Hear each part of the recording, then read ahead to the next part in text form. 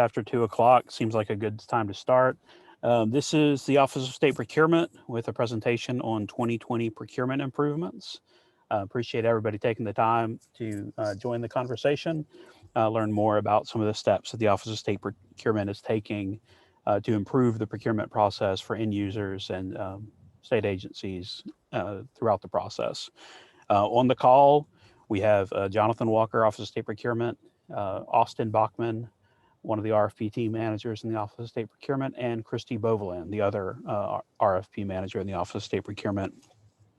A lot of the topics we're going to discuss have bearing on the RFP team, but they really affect all aspects of the procurement process. So again, thank you for taking time for us.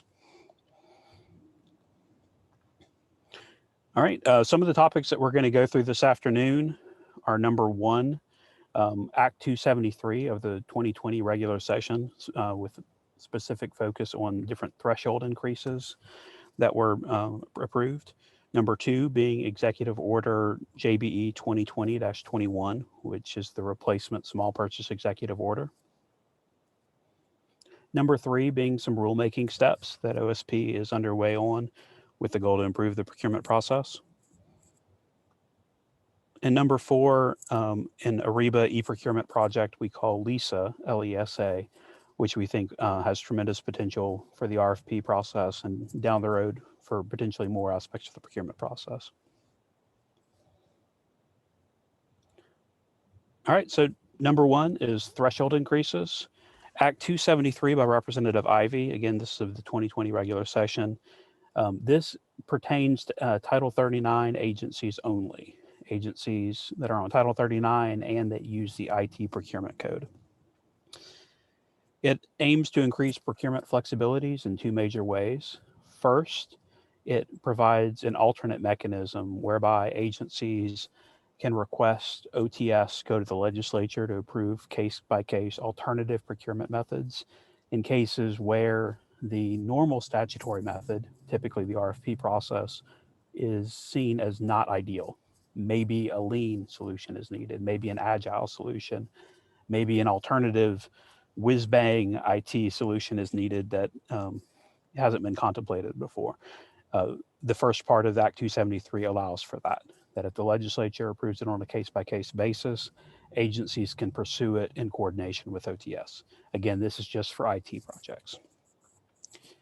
The second aspect of Act 273, which we're really focusing on this presentation, is the increase of 5 outdated procurement thresholds that have been eroded by inflation. We all know that the procurement code is an older document. You know, it was passed 30 years ago or thereabouts, and a lot of the numbers in it had not changed. So a big part of the process was going into the act and making those updates. There are 5 specifically that were contained in Act 273. Let me see. Number one, university IT purchases able to proceed without the Office of State Procurement's review and approval. That increased from $100,000 to $150,000. Number two, being consulting services.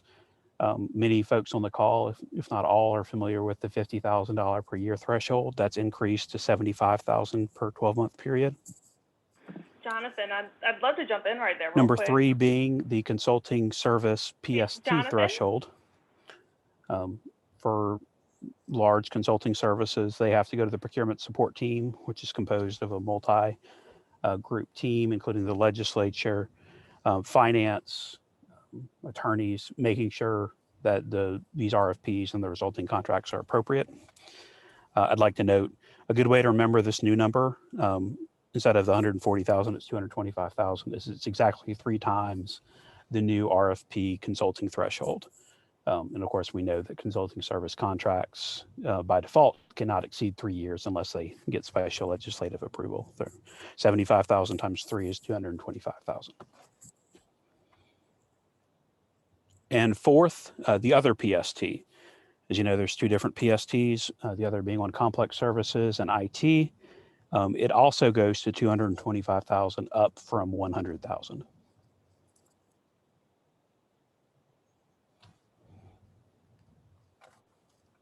And lastly, the penalty for intentional violations of the procurement code has increased from $500 to $1,000. And all of those thresholds, as I mentioned, it's really just a matter of bringing the law back up to recapture the loss due to inflation. We want those thresholds to have the same purchasing power that they had when they were originally enacted.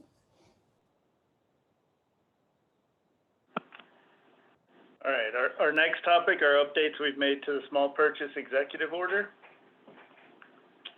As you're aware, previous executive order was JBE 2017-18. It's now updated to JBE 2020-21.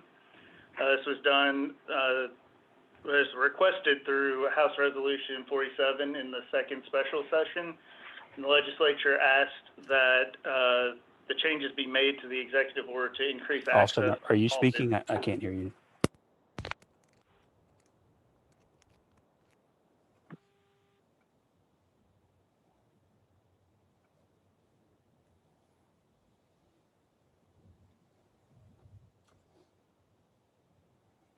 Okay. Everybody on except for Jonathan apparently can hear us. I can hear you now. Okay. We were wondering if anybody could hear us. Okay. They're all jumping in. If you want to. So, Jonathan, we had a question. Was threshold for social services changed? Excellent question. No. So the logic of the threshold increases was to look at the oldest, most outdated thresholds, to focus on those initially. There will be initial bite. There will be subsequent bites at the apple. But the social service threshold of $250,000 per 12-month period was much more recent than the consulting service threshold of $50,000. Going from memory, the social service threshold had been increased. I won't speculate. The last time the social service was touched, it was increased, and it wasn't that long ago. Consulting services, on the other hand, had actually been decreased a while back and hadn't been touched since. So we thought there was a lot more opportunity on the consulting services side. Good. We do have more if you want to keep going with questions. We'll keep them till the end. Okay. Okay. All right. So back to the small purchase executive order.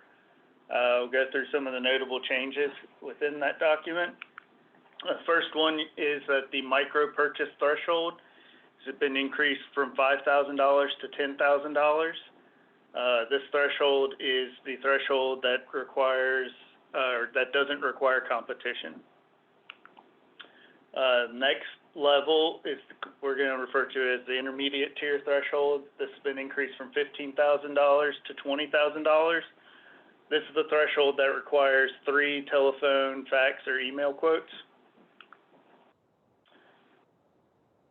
The small purchase threshold has been increased from $25,000 to $30,000. And this is the threshold that requires 5 email, fax, or telephone quotes. And then the allowance to go directly to a Hudson and veteran certified business, once you've determined that the price is reasonable, that has been increased from $15,000 to $30,000. So if you're making a purchase for $30,000 or less with a Hudson and veteran certified business, you don't need to seek additional quotes or anything. You just need to make a determination that the price is reasonable. I'd also like to point out that with these threshold changes, other than at the micro purchase threshold, your agency's DPA has not been automatically increased. And your limit for P-card transactions has also not automatically been increased. To request an increase of your DPA, you would need to contact OSP. And for an increase in your P-card transaction limit, you will need to contact the Office of State Travel.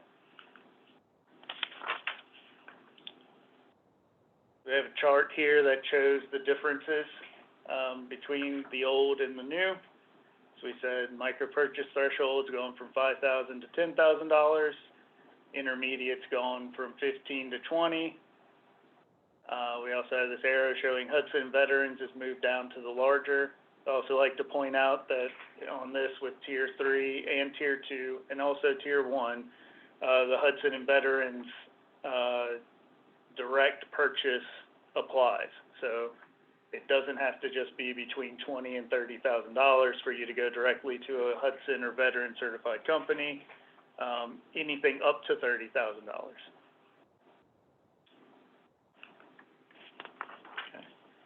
In addition to those, we made some changes to Section 5 of the executive order. This section, for those familiar with it, is where in Part A, no competition is required regardless of dollar value. And in Part B,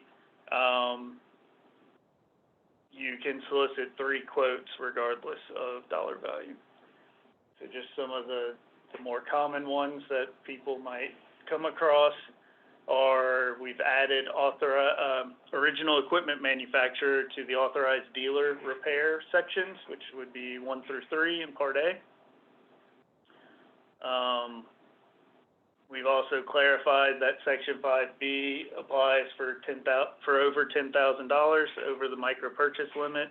It wasn't always clear previously for that. And then we've made some technical language edits just to make it more understandable and easier to read.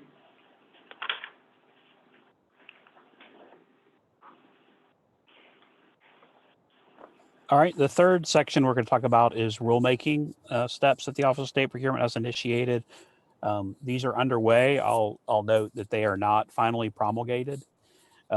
So our rulemaking is contained in the Louisiana Administrative Code, Title 34, Part 5, labeled Procurement. If you're not familiar with it, I would encourage you to check out the Administrative Code, Title 34, Part 5. Again, it's on the Office of State Registrar's website. So probably the easiest way to find it is just Google Louisiana Office of State Register, click on Administrative Code, Electronic Publications, Title 34, and go from there. So a lot of the rules, explanation of how the statute works are spelled out in more detail in the LAC. So we've been working on rulemaking for over a year. It's been hampered, also clarified by the events of 2020 in terms of COVID, the different legislative sessions, the hurricanes, and then the 3 other projects that are on the call, the thresholds, the executive order, and the Arriba LESA project. But we're glad to give you a preview of them now. Again, they have not yet been promulgated, but we're giving you an early indication of what's coming so that you can plan accordingly.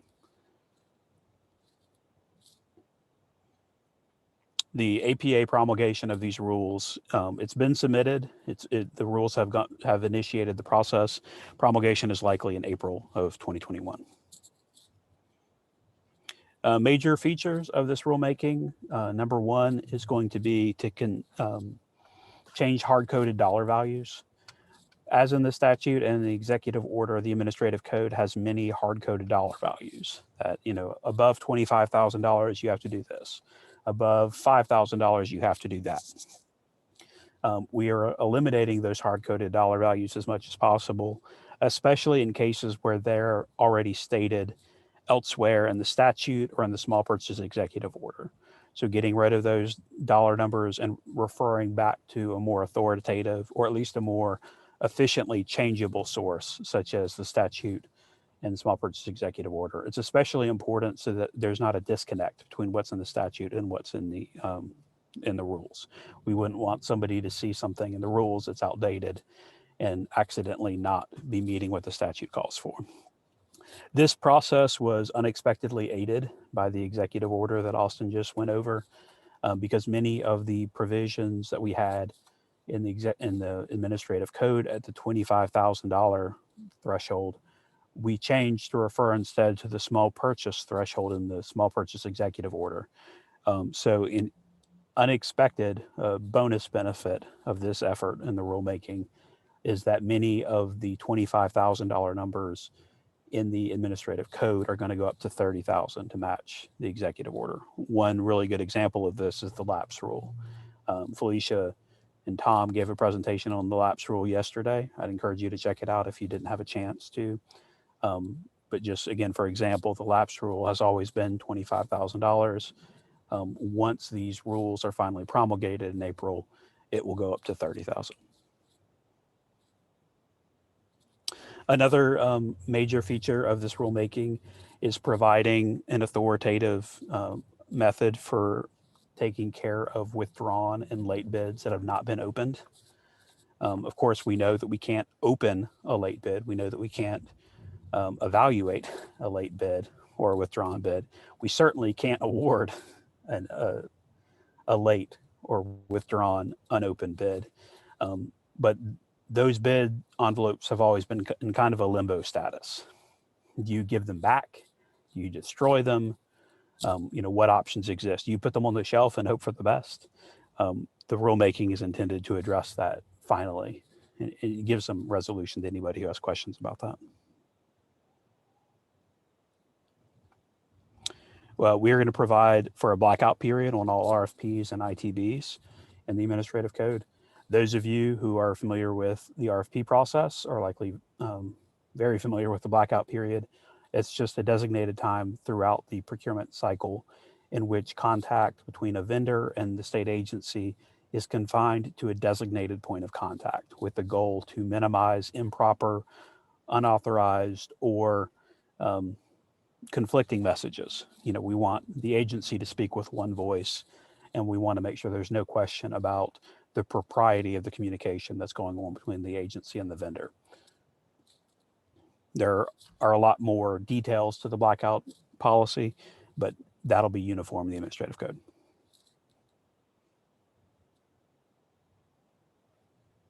Some additional changes that have been made or that are being proposed to be made in the administrative code include the deletion of redundant provisions that are already in statute,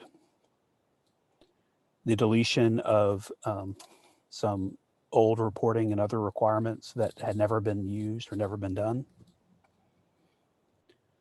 combining purchasing and PPCS provisions for a variety of sections, including sole source, emergencies, the determination of responsibility, multi-year contracting, suspension and debarment, and the RFP process. In all of these cases, there had previously been a separation of provisions for purchasing as distinct from professional, personal, consulting, and social service contracts. We think we found a really good way to synthesize that so that there's one rule book that governs both sides clearly. For those of you who are familiar with the administrative code, you may notice that two of those numbers are not familiar, Chapter 24 and Chapter 26. In both of those cases, we are pulling out features that used to only be in Chapter 25, which is the PPCS chapter, to provide for a uniform Chapter 24 for suspension and debarment. And we're really excited about the forthcoming Chapter 26, which will provide uniform guidance relative to the RFP process.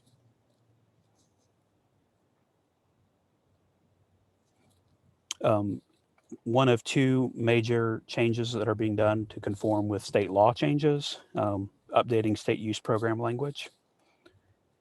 And we're updating in relation to the thresholds that we just discussed.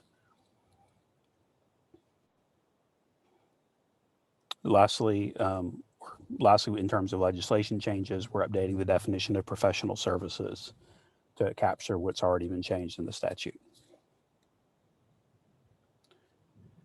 Within the Chapter 26, I mentioned that we're going to have uniform guidance relative to the RFP process.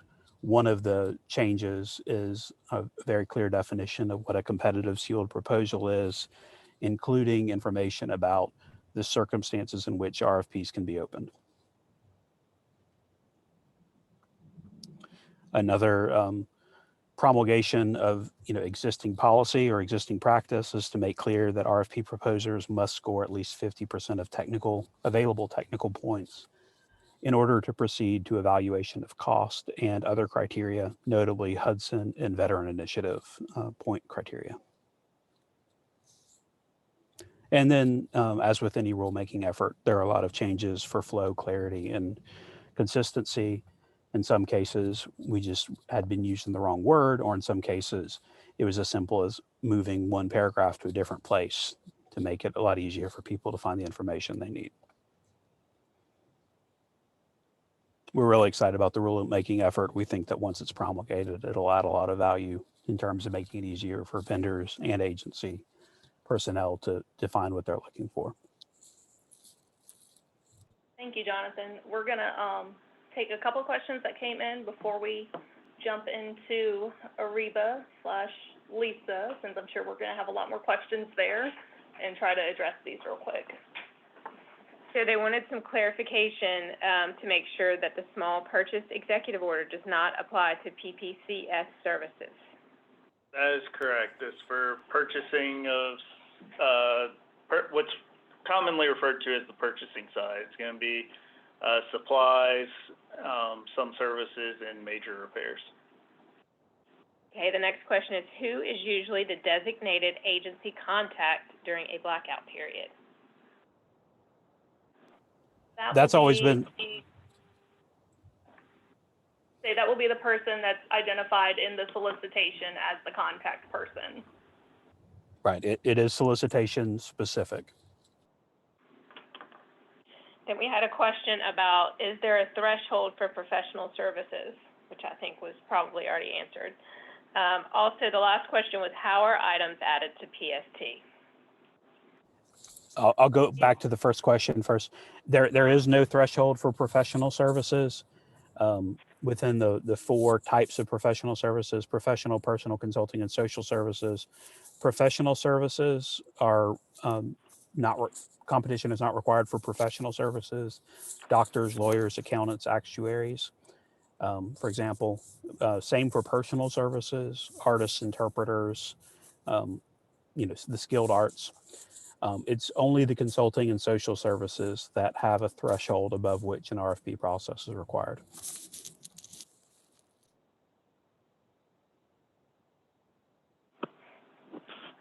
Okay, and then the question on PST and how to submit, if you have something you believe does need to go to PST when you are inputting that transmittal and PROACT or doc tracking, you can add a comment to it. I believe there may also be some additional instructions on the applicable web pages on our website. The best way is really going to be able to indicate it on the transmittal when you send it to us.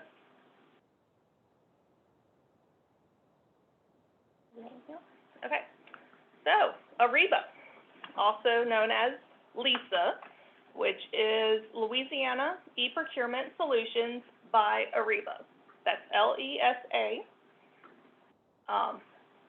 So what this is it is an SAP Ariba eProcurement system. That's the actual brand. And what we plan on having it do is actually to allow a consistent use of a single RFP process and to even streamline and accelerate that RFP process. So for a lot of you on the call today, you're probably going that I only use one RFP process. That may be the case for many of you. Two processes actually exist. There is currently a process for complex services RFPs, and there is a process for consulting and social services RFPs. They are very similar, but they do differ. We plan with LESA to allow for that single RFP process. The system will also provide project management tools to help keep your RFPs organized and timely.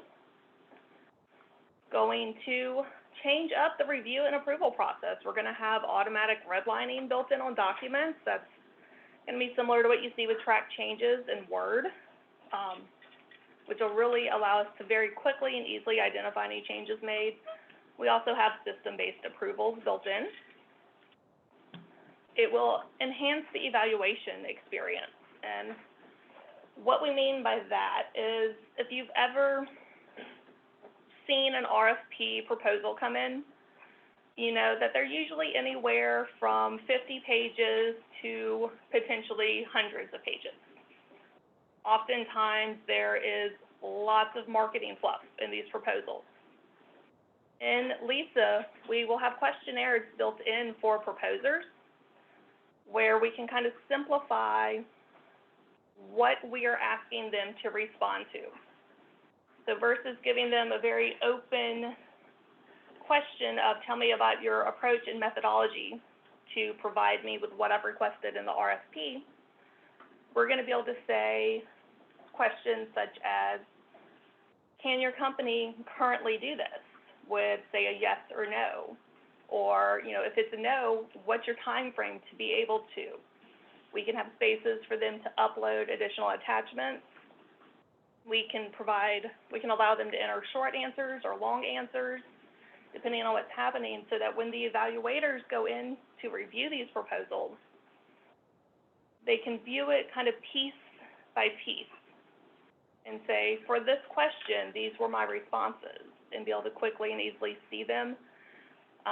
The experience online is almost like looking at an Excel spreadsheet with questions and responses going across your rows and columns. Also going to improve our contract authoring and negotiation. We're going to be able to have a library full of clauses with alternates and substitutions where appropriate. And again, that's going to have redlining also built in. On the plus side for agencies, and hopefully you're shouting hooray, you're not going to have to draft the entire RFP anymore. What we're going to want you to draft is an accurate and complete scope of work. And we're going to want you to draft also the evaluation criteria. What do you want to actually evaluate the proposers on? Our office is going to work collaboratively with you to actually build out all the RFP requirements and parts and pieces. We, as an OSP, will publish the RFP and we'll actually get those proposals in through Arriba. We will review your evaluation results prior to the official submittal of the award recommendation. And in doing that, we're also going to help facilitate the consensus scoring meeting. So that should save a little bit of time right there. We're going to help in the initial drafting of the contract. And prior to execution, we're going to review that final contract so that we don't have changes happening after the fact. And external approvals, these are civil service, LDR, OPB. Those are going to occur in parallel in the system. They're not going to occur in a sequence as they currently do. So I'm guessing we've probably gotten a handful of questions in so far. A couple. If you want to back up a little bit, we did have one that came in before you started talking about LESA. So they say, make clear RFP proposers must score 50+% of technical points to proceed to Hudson Vet and cost. When will this be promulgated? So that's already present in most of the RFPs that we're doing now, if not all of them. Of course, this is only focused on the RFP process. The language is currently existing only in the boilerplate. It's being lifted and put in a more authoritative spot in the rules. It, along with all the other rules, is intended to be promulgated in April of 2021.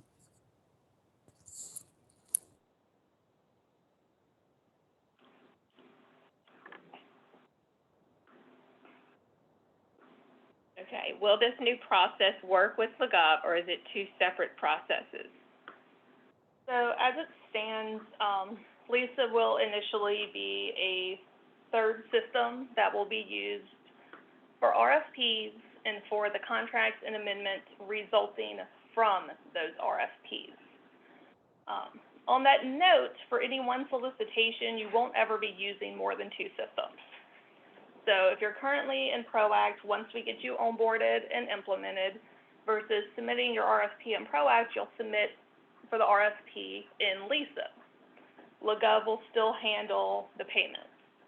You're currently in doc tracking, same thing, versus submitting that RFP in doc tracking, you will submit it in LESA, again with LeGov handling the payment portion. Okay, will you be using the Arriba system for the contracts as well? For the contracts coming from the RFP. To begin, this may change in the future. The initial focus for LESA will be strictly on RFPs. As we get the RFPs in there and working well, we plan to examine what else can better be handled through the new system, such as your non-competitive PPCS contracts.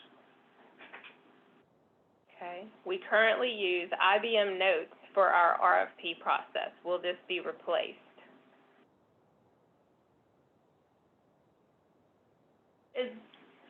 May we ask who that question is from? I'm not familiar with any agency using IBM Notes. I'm not sure what agency they're with, I just have a name. Maybe, can you be more specific, Paul? Let's see, let's go to the next question. Would any amendments resulting from an RFP prior to the implementation be transferred into the new system? Yes, so we'll have, as we said, we issued a memo on this earlier this week. As we said in there, we're going to begin onboarding agencies in January.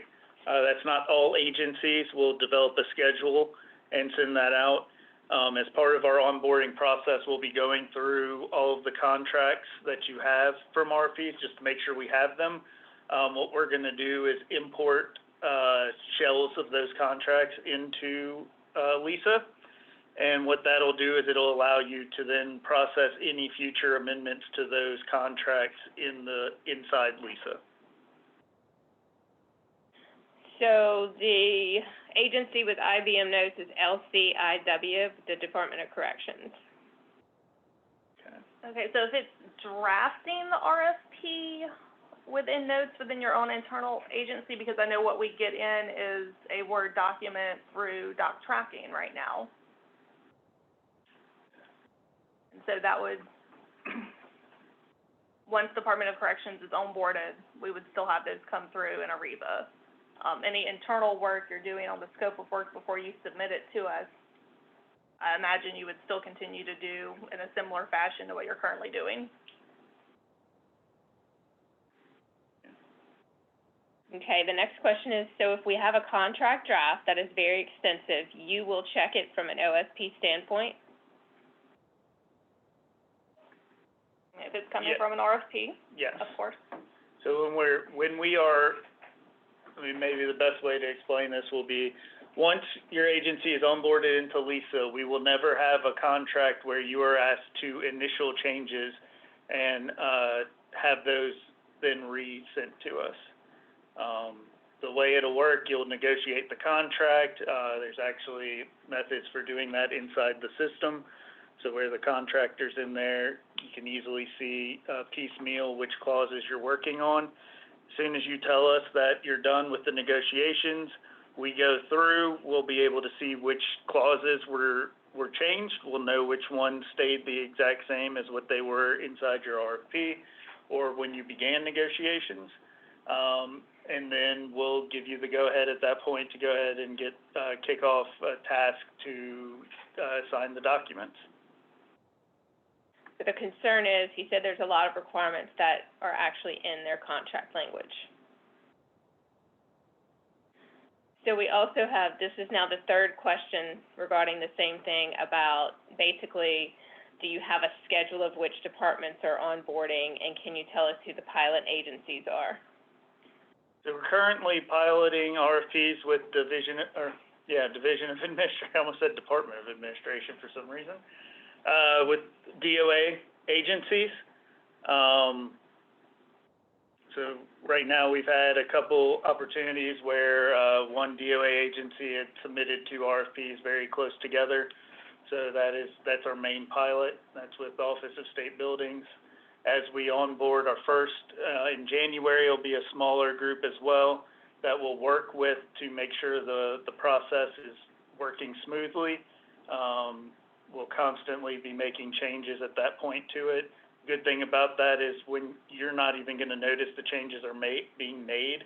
So the next time you go ahead and do your next RFP, everything will already be updated. So, but we're using continuous improvement throughout this whole process. So as we identify any lags or any issues with how the process is working, we'll be going in, fixing those, and then the next RFP that comes through won't have the same problems. And regarding the schedule, we don't currently have a schedule. If you would like to volunteer, we would love to have you. I can't guarantee you we're going to be able to have everyone volunteering initially at first, just because of the amount of manpower it may take. But if you are interested in doing that, please let us know. Okay, that was one of the questions about volunteering. The last question I have so far is who will create the shopping carts in LeGov? So that's something we still got to work out with LeGov. We're trying to get a better understanding of any issues that might come up with OSP creating the purchase order for you, much like we do on the complex services and the purchasing side, for those of you familiar with that. Our goal with all of this is to try to make the process easy on the agency side. We know it's not always easy, so what we're trying to do is pull a lot of the difficult, painful parts that people who aren't doing procurement each and every day, we can't expect you to be up on every single thing that's now required. So we're going to pull that in, and we'll handle that ourselves. But like I said, the hope is with LeGov, we're hoping that all you have to touch is LESA for an RFP. Whether we have system limitations in LeGov and we can do that is unknown right now, but we're working with LeGov to try to figure that out. Okay, we had a question, are colleges and universities exempt?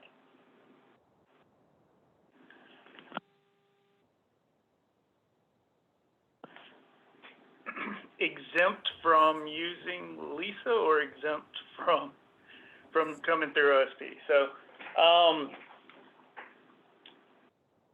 Exempt from using LESA. okay. I think it's going to depend on the current process. So like as of today, if the university is required to send its RFPs and resulting contracts through OSP, presumably using ProAct, that would continue with LESA. If the university has an existing exemption, for example, where they're able to process their own RFPs, or they're exempt from OSP entirely by one mechanism or another, they would not newly be required to get into LESA. It's really just going to be a continuation of anybody who's doing RFPs in ProAct now would be doing RFPs in LESA instead.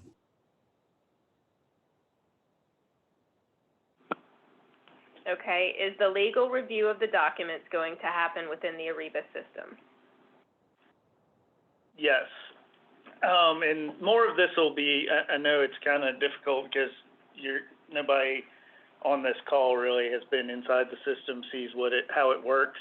But essentially all of your agency legal, you'll let us know when you're submitting it to us. You'll actually add whoever your agency legal is to your submission to us.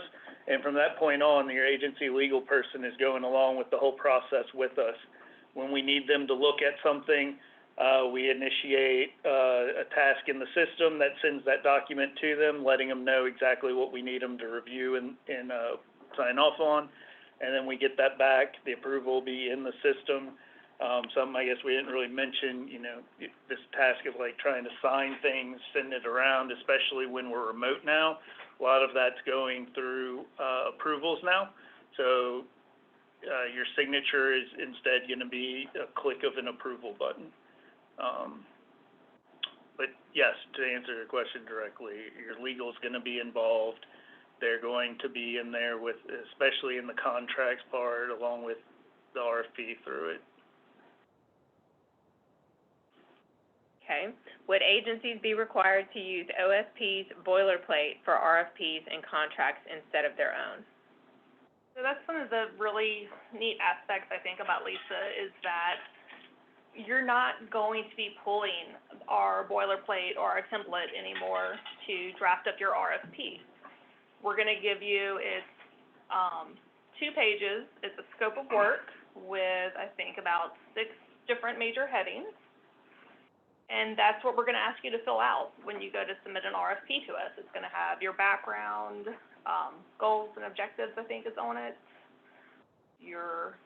literally your scope of work, your deliverables, your performance measurements and monitoring, project requirements, technical requirements, and that's what you're gonna send to us. You're not gonna be taking the 30 or so page template and boilerplate to draft your RFP. If there are specific cases where an agency, let's just use the hypothetical case, like an agency has special language that they need to insert because of a federal grant or something like that, that's something that can be handled on a case-by-case basis. You know, if as Christy mentioned, the 30-page of boilerplate, if there's something that needs to change, you know, there's a clearly legitimate reason for it to change, yes, the system can absolutely accommodate that. But again, the focus is to be able to take that boilerplate and no longer make polishing that 30 pages the centerpiece of the RFP drafting process, but really focusing on the parts that need to change from RFP to RFP.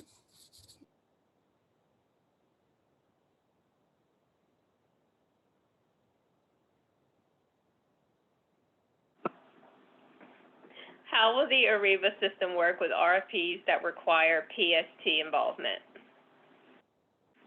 The PST team is actually built into LESA as one of the approval groups when it's required.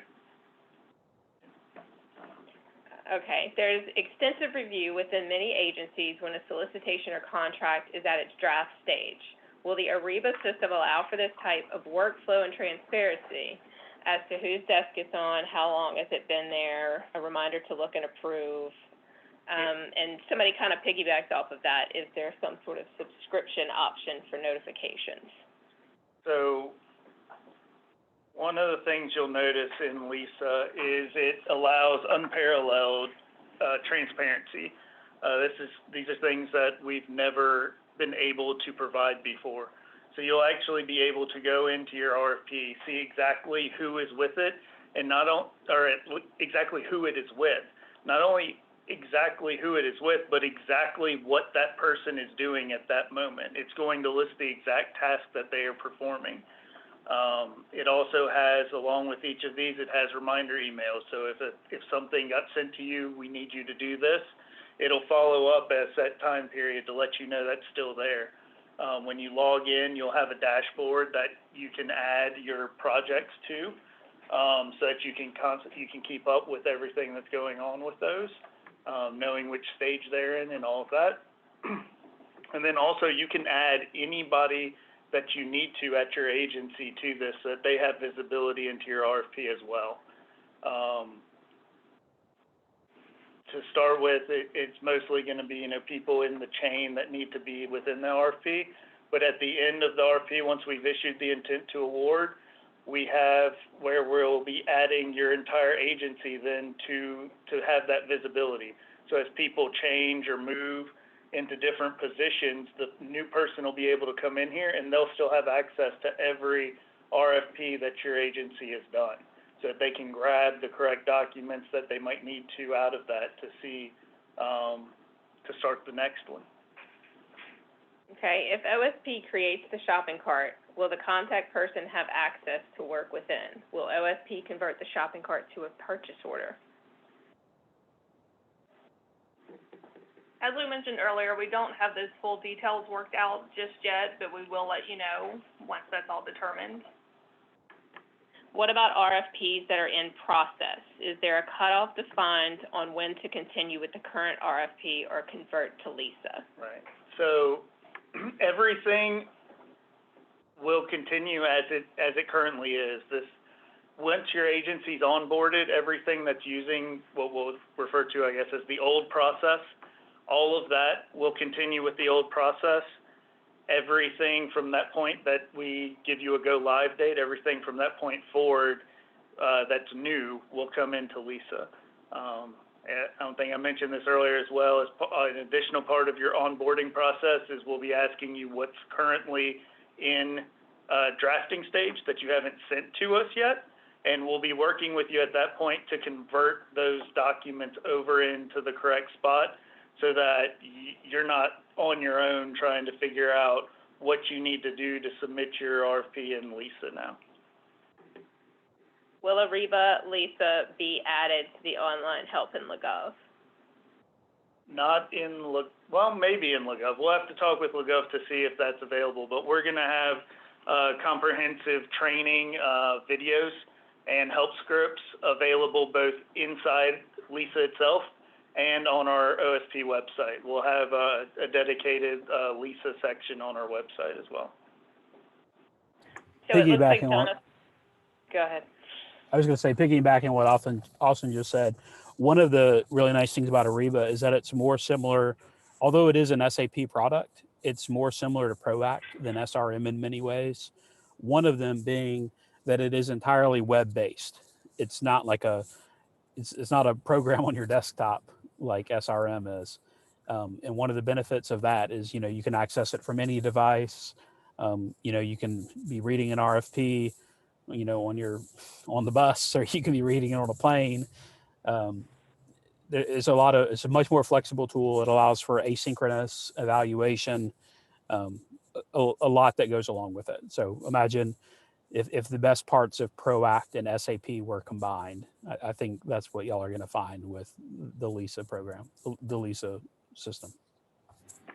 And from some of the pilot agency personnel that we've worked with so far, halfway through the initial submission, she quit using the help script I gave her because she said she could figure it out on her own. Jonathan, did you want to answer those questions live that you responded to in the Q&A? Yes, I don't know if I can pull them up now. Let me see. I can read them. Is LESA going to replace doc tracking at some point was the question, and the response was initially no, but very possible in the next 3+ years. And the other question was, when do you anticipate training on the Arriba system? Likely beginning February of next year. January is going to be focused primarily on the pilot agencies. So kind of along the same lines, we did have a question of how will the agencies be notified when they will be onboarding, and how do we keep up with the progress of this implementation? Okay. We'll send out updates to answer the last part first. On progress of the implementation, we'll be sending out updates on that as things go along, letting you know. As far as when we schedule your agency, once we get the schedule out there, we'll be in touch with the correct people at your agency to let them know when we'll start. The onboarding process will be at least a 2-week process, if not longer, just because there's a lot of information we need, such as who needs to be in the system, any special federal clauses or any other clauses that y'all definitely know you need in the system, and then training everybody so that you know exactly what to do. As you'll see, that's not, and I know some of y'all may be going through the doc tracking and everything training now. I think you'll find this is going to be a lot more simple of a training, and that's just because the system is a lot more simple than LeGov is. Okay, we had another question. Are timelines and deadlines built into the Arriba workflow system, or will it depend on the specific RFP or contract? We have some guidelines built in, but I mean, it will depend. The exact timelines are going to depend on the RFP in question. Some RFPs are just more complex than others, so they're going to take a little longer. We had mentioned having project management tools that are going to keep these RFPs organized. 2 of those are going to be a responsibility matrix that outlines what every person involved in the project's responsibility is. So there won't be any guessing. That'll be attached in there as well, so anybody involved in the project can pull it up and look at it. And then we'll also have a project schedule in there that will have the exact dates that we expect certain things to be done, where our milestones are, so that everybody involved will know right off the bat when are we expecting this contract to be signed, when are we expecting this RFP to be published, and that'll help keep everybody on track as well. And we'll obviously then know too, if we're going over, we can then do an after action and see why did this take longer, and if it's something that we can correct, we can make those corrections. Do you have any other questions? Well, I hope this helped all of you and gave you some more insight into what our plans are with LESA and some of these other changes that our office is currently seeing. I see we just got one more question. Colleges and universities currently processing their RFPs. Please continue to currently do so as you currently are. And see the other one. Agency is in the process of drafting a new RFP. Should probably go ahead and continue drafting that as is, unless you think that drafting is going to take you 3 or 6 months. In that case, it may be easier to contact us, but if you think it's going to be a fairly quick draft and turn around to OSP within the next month or so, go ahead and continue on your regular process. Do one more. And how will the blackout period work? The blackout period will continue to work as it has always worked for RFPs. The only difference that you will see is that the contact person listed for that RFP is going to be an OSP staff member once the RFP is in LESA. If it is still an RFP that you are doing as you are currently doing, it will be the person as designated by the agency. And are we still taking volunteer agencies? If you want to volunteer, oh, Amber, you changed our thing. Please send us an email and let us know that you would like to volunteer. As mentioned earlier, we can't promise you we can get you and fit you into that first group. We've still got to get all of our teams trained up over here as well. But I mean, we want volunteers for this. We are glad to know that some of you are really excited and can't wait to join in. So send us an email and tell us you want to volunteer.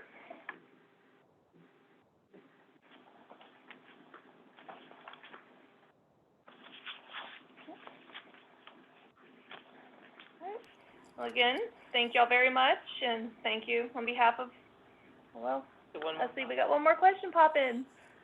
The RFP advertisement. OSP will be handling the RFP advertisement once it is in LESA. And that involves the expense associated, everything associated with that. OSP will take over.